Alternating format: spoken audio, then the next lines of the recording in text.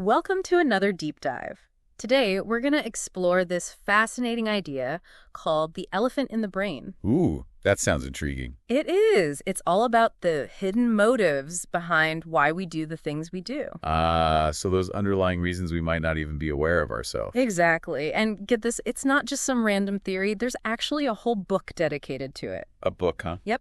It's called The Elephant in the Brain. Okay, so that's where the name comes from. You got it.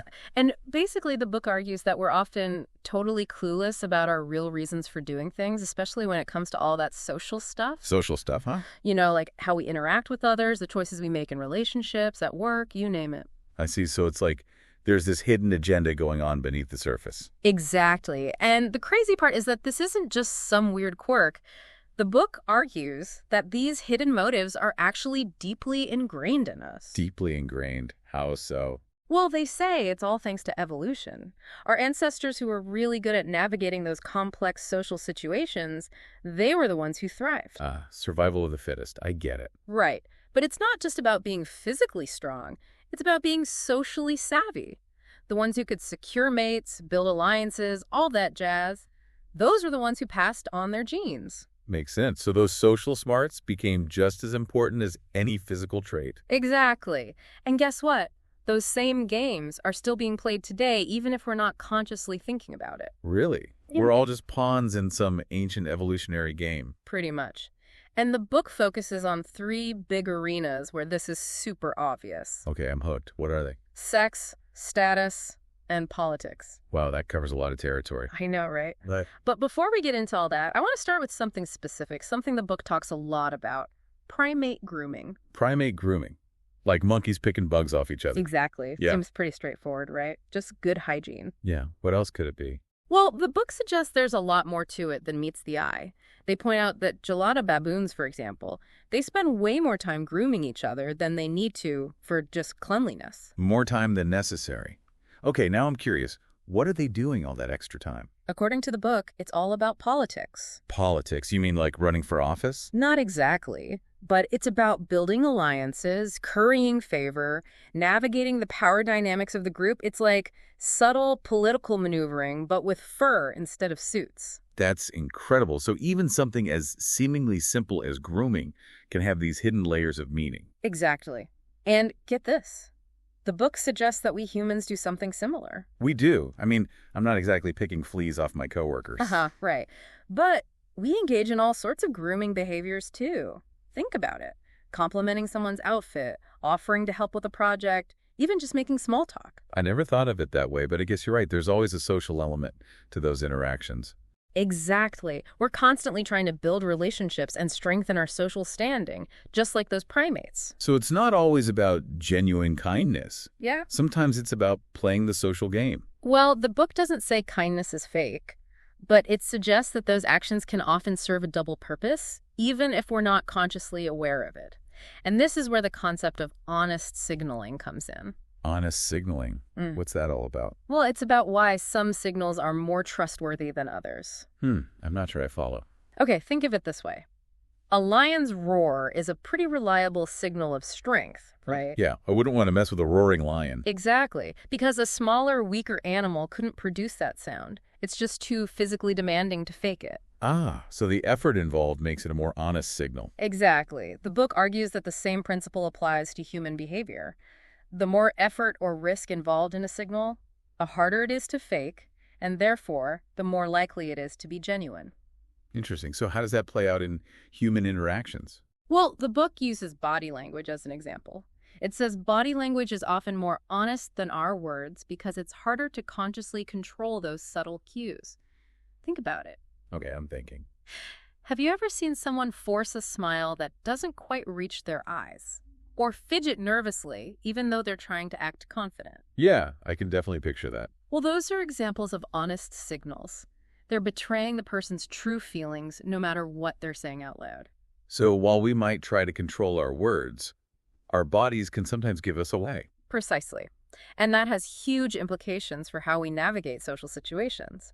It means we need to pay attention not just to what people say, but also to how they say it and the nonverbal cues they're sending. That's a good point. It's like learning a whole new language. It is. It's like decoding a secret code. But here's the thing.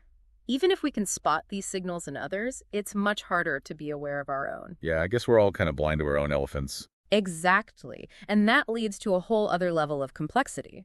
Because if we're all trying to get away with stuff, bending or breaking social norms to get what we want. Which we are, let's be honest. Right. Well, how does society even function? How do we maintain order if everyone's running around with these hidden agendas? That's a great question. Yeah. It seems like things would just descend into chaos. You'd think so, right? But the book argues that we've actually developed some pretty ingenious ways to manage all of this. For starters, there are social norms. Social norms, you mean like those unwritten rules about how to behave in different situations? Exactly. They provide some structure and predictability to our interactions, even though we're constantly testing the boundaries of those rules. Think about it. Okay, I'm thinking. Bragging, shirking responsibilities, gossiping, all that stuff. We all do it to some extent, even if we don't like to admit it. Okay, I'm definitely guilty of a few of those. Me too. And that's the point. The book isn't saying these behaviors are inherently bad, but it's pointing out that they often serve a hidden purpose. We're trying to get away with as much as we can without getting caught, and this is where self-deception comes in. Self-deception, you mean like lying to ourselves? More than that. It's about convincing ourselves that our motives are pure, even when they're not. We might tell ourselves we're just being helpful when we're really trying to impress someone, or that we're just being honest when we're actually trying to undermine a rival. Wow, it's pretty sneaky. I know, right? And the scary part is that it's often unconscious. We're not even aware that we're doing it. So how do we even catch ourselves doing this? It seems like we're doomed to wander around in a fog of self-delusion. Well, the book offers some insights into how self-deception works, and we're going to dive deeper into that in a bit. But first, I want to share a fascinating example from the book. It's about a guy named Kevin. Kevin. Who's Kevin? He's the successful professional who was diagnosed with multiple sclerosis. And at first, he was really reluctant to tell anyone about it. It was a very personal matter, and he didn't want people to treat him differently. That's completely understandable. Right. But then something interesting happened. What happened? Kevin adopted a super strict diet to manage his symptoms, and he became incredibly proud of his healthy lifestyle. And suddenly, he was more than happy to share his diagnosis with anyone who would listen. So he went from hiding it to basically broadcasting it. What changed? The book argues that it wasn't just about overcoming his initial reluctance.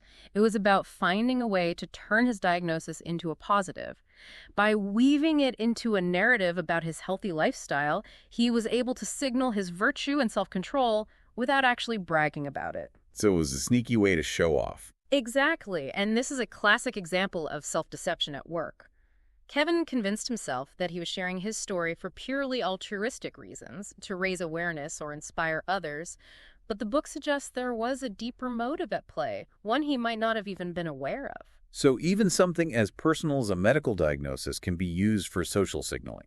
According to the book, yes. And it makes you think about all the times we might be doing the same thing without even realizing it. That's a bit unsettling, to be honest. It's like there's this whole unconscious world driving our behavior. I know, it's kind of mind-blowing. And to understand just how deep this rabbit hole goes, we need to delve into some fascinating research on split brain patients. Split brain patients. Now that sounds intense. What are those? These are people who have had their corpus callosum severed. It's the bundle of nerve fibers that connects the two hemispheres of the brain. Okay, but why would anyone do that? It's a rare procedure, usually done to treat severe epilepsy, but it's created this unique opportunity for researchers to study how the two hemispheres of the brain operate independently. So what have they discovered? Get this. Researchers have found that the left hemisphere often concocts explanations for actions initiated by the right hemisphere. Wait, so one part of the brain is doing something and the other part is making up a story about why? Exactly. And this happens all the time, even in people with intact brains. It's a classic example of how much of our mental processing happens outside of our conscious awareness. So we're not always in control of our actions, and our brains are just making stuff up to explain them away. Pretty much. And this has profound implications for how we understand human behavior, especially in social situations. I'm starting to see why this elephant in the brain idea is so fascinating. It's like we're all just puppets dancing to the tune of our hidden motives. That's a great way to put it. But here's the thing. We don't have to stay puppets. By becoming aware of these hidden forces, we can start to understand ourselves and others on a deeper level. We can learn to decode the signals, recognize the games being played, and make more conscious choices about how we navigate this complex social world. Okay, I'm on board. Where do we go from here? Well, the book explores a ton of other fascinating examples, from body language and laughter to art and even religion. And we're going to dive into all of that in the next part of our deep dive. Can't wait. This is one deep dive I'm not going to forget anytime soon. You know, it's funny, we've been talking about all these kind of sneaky, self-serving motives, but I'm curious, what about something like charity? Ooh, good point. Charity. That seems pretty pure, right? Helping those in need. What hidden motives could possibly be lurking there? Well, the book actually dives into that too. And surprise, surprise, even in the world of charitable giving, there are these underlying motivations that we might not be fully aware of. Really? I mean, come on, giving to charity is a good thing. Absolutely. But the book isn't saying that genuine compassion doesn't exist. It's more about recognizing that even seemingly selfless acts can be influenced by our desire to signal certain things to others. To signal things like what? Well, think about it. When we give to charity, we're often doing it publicly. There are those big galas, online donation platforms with leaderboards, even just dropping a few bucks in the collection plate at church. Okay, I see where you're going with this. It's like we're putting on a show of our generosity. Exactly. The book calls this conspicuous compassion, where our charitable acts become a way to advertise our good character, our wealth, our social status. So it's like those designer handbags or fancy cars. Charity becomes another way to show off. In a way, yes. It's about signaling our virtue and fitting in with a certain social group. And the book even suggests that this conspicuous compassion can sometimes overshadow the actual effectiveness of our giving. Okay, that's interesting. But how do we know if our charitable giving is actually making a difference rather than just boosting our social image? Well, the book highlights this group called effective altruists. They're all about using evidence and reason to make sure our charitable donations have the biggest impact possible. So they're like the data nerds of philanthropy. Kind of, but in a good way. They're all about maximizing the good we can do with our money. They argue that instead of just following our emotional impulses, we should carefully research charities, looking for those with a proven track record of success. So it's not just about feeling good about giving, it's about actually making a real difference. Exactly. It's about using our heads as well as our hearts. And the book even suggests that sometimes smaller, more consistent acts of giving can be more effective than those big one-time donations. Really? I thought the bigger the donation, the better. Not necessarily. The book talks about something called marginal charity, which is all about making small, sustainable changes in our everyday lives to benefit others. Marginal charity, huh? I've never heard of that. It's basically about integrating giving back into our daily routines, like choosing to buy fair trade coffee, supporting local businesses, or even just donating a small percentage of our income to highly effective charities. These things might seem small on their own, but they can add up to a lot of good over time. Okay, that makes a lot of sense. It's like making small, consistent deposits into a savings account for good. Exactly. And it shifts the focus from those big showy gestures to more sustainable long-term giving practices. But charity is just one area where we see these hidden motives at play. The book also delves into the world of medicine. Medicine, really, that seems so straightforward. We go to the doctor when we're sick, we take our medicine, we try to get better. What's complicated about that? Well, on the surface, it does seem simple. But the book argues that our relationship with medicine is actually far more complex than we might think. It suggests that even in this realm, social signaling can play a significant role. Okay, now you have to explain that one. How does social signaling fit into healthcare? Well, think back to our ancestors for a second. They didn't have access to modern medicine, but caring for the sick and injured was still incredibly important for their survival. In these tight-knit communities, everyone depended on each other for support and care. So showing that you were willing to take care of others was a way to prove your loyalty to the group? Exactly. It was a way to signal your reliability and build those essential social bonds. And the book argues that even though we've come a long way in terms of medical technology, that social dimension of healthcare hasn't completely disappeared. Interesting. So even today, when we seek medical care, there might be a part of us that's still motivated by those ancient desires to show we care and belong to a group. The book calls this conspicuous care, and it suggests that it can manifest in some pretty unexpected ways. Okay, I'm really curious now. Give me some examples. Think about all those ads for the latest, most expensive medical treatments. They often appeal to our desires for status and exclusivity, making us feel like we need to have the best of the best to prove we're taking good care of ourselves. So it's like that keeping up with the Joneses mentality, but in the context of healthcare. Exactly. We might feel pressured to get that fancy new procedure or drug, even if it's not really necessary, simply because our neighbor brags about getting it. So healthcare becomes another status symbol. Sadly, sometimes, yes. It's about signaling our wealth, our access to the best resources, even our sophistication. And the book argues that this conspicuous care can actually have negative consequences. How so? Well, it can drive up healthcare costs without actually improving health outcomes. It can also lead to overconsumption of medical services and unnecessary procedures, which can actually put people at risk.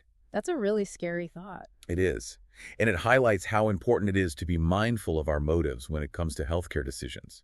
Are we truly seeking the most effective treatment, or are we being swayed by social pressures, marketing campaigns, or our own desires to signal our status? Wow, this is really making me think differently about how I approach my own healthcare. But before we go any further down this rabbit hole, I'm curious, what about religion and politics? How does this elephant in the brain framework apply to those areas? Great question. And trust me, the book doesn't shy away from those topics. In fact, it applies the same lens of hidden motives to explore the complex world of religious beliefs and political behavior. Okay, my mind is ready to be blown again. So religion and politics. You ready to tackle those elephants? I think so, but they do feel like, I don't know, even more loaded topics. Like, where do we even start? Well, the book jumps right in with religion. It uses the Hajj as a prime example. The Hajj. You know, the pilgrimage to Mecca that Muslims do. Oh, right. One of the pillars of Islam, yeah. Exactly. And it's a pretty big deal, right? Involves a lot of sacrifice, travel, rituals. Definitely sounds intense. It is. And the book argues that rituals like the Hajj, they're prime examples of what we've been talking about. Honest signaling. Right. Because it's so costly, so demanding, it's a pretty reliable signal of someone's devotion. Exactly. Hard to fake that level of commitment. So it becomes a way for people to publicly demonstrate their faith and strengthen their bond with their community.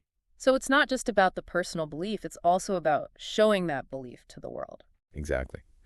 And the book suggests that this idea applies to religion more broadly, not just the Hajj. All those rituals, beliefs, practices, they can be seen as ways to signal belonging, loyalty, adherence to group norms. Makes you think about all those religious dietary rules in a whole new light, huh? It does. It's not just about the food itself. It's about what that choice signals about your commitment to the group. But now for the real doozy, politics. Yeah, here we go. The book is pretty bold here. It flat out suggests that a lot of our political behavior, it's not actually about trying to influence policy or change the world. Wait, hold on. So all those campaign rallies, the debates, the voting, it's not about making a difference. The book argues that it's often more about something else, signaling loyalty to our chosen political tribe. So it's like we're rooting for our team, even if we don't really care who wins the game. It's a bit more nuanced than that. The book calls it expressive voting. We're voting to express our identity, our values, show where we stand with our group. It's about belonging and social signaling, just like everything else. So even if my candidate doesn't win, I've still signaled to everyone where my loyalties lie. Precisely. And the book even suggests that this might be one reason why voter turnout doesn't always make sense from a purely rational perspective. So, Think about it. If we were truly rational voters, only concerned with making a difference, we'd be way more likely to vote in those swing states where our vote actually has a chance to sway the outcome. yeah, that makes sense. But in reality, voter turnout is pretty similar across the board, regardless of whether the election is a nail-biter or a foregone conclusion. So something else is at play, something more than just wanting to cast a winning ballot. Exactly. The book argues that those social incentives, those desires to signal our loyalty and belong to a group, those are powerful motivators. Okay, that's pretty mind-blowing. But if voting isn't really about making a difference, then what about the actual content of our political beliefs? Those have got to be based on something more substantial, right? Well, not necessarily. The book dives into that too, and it's kind of unsettling. It suggests that even our deeply held political beliefs, the things we're most passionate about, they can actually be influenced by this desire to signal loyalty to our tribe. So it's like we're picking and choosing our beliefs based on who we want to hang out with, rather than on what we truly believe is right or wrong. The book definitely makes a case for that. It points to this phenomenon of political polarization, where people are becoming more and more entrenched in their beliefs, even when presented with evidence to the contrary. Yeah, it's like everyone's just shouting at each other from their own echo chambers. Exactly. And the book suggests that this polarization is driven, at least in part, by those same social signaling mechanisms. It's less about seeking truth and more about proving our loyalty to our chosen group. Okay, so what are we supposed to do with all of this? It sounds kind of hopeless. Well, I don't think it's hopeless. But the book definitely challenges us to be more aware of these hidden motives, both in ourselves and in others. It encourages us to approach political discussions with a bit more humility, recognizing that even our most cherished beliefs might be influenced by factors we're not fully conscious of. So it's about being more self-aware and open-minded. Exactly. Yeah. And recognizing that those on the other side might not be as different from us as we think. We might be more motivated by those same underlying desires for belonging, for meaning, for purpose. That's a really powerful thought. It is. And it opens up the possibility for more constructive dialogue and maybe, just maybe, a bit more understanding and compassion in our political discourse. Wow. This has been an incredibly thought-provoking deep dive. We've covered so much ground, and I feel like I'm seeing the world in a whole new light. I know, it's really changed my perspective too. And I think the biggest takeaway is that we're all a lot more complex than we realize. We're not always aware of the motives driving our actions. And that's okay. But by acknowledging those hidden elephants, by shining a light on those unconscious desires, we can start to make more conscious, intentional choices about how we live, how we interact with others, and how we shape the world around us. That's a beautiful way to put it.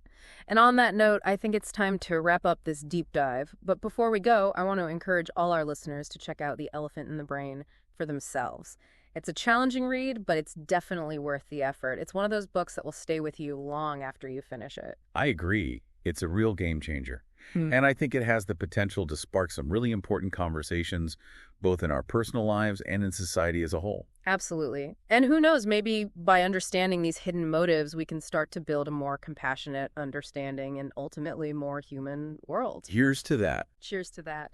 And to all our listeners, until next time, keep exploring, keep questioning, and keep an eye out for those elephants in the brain.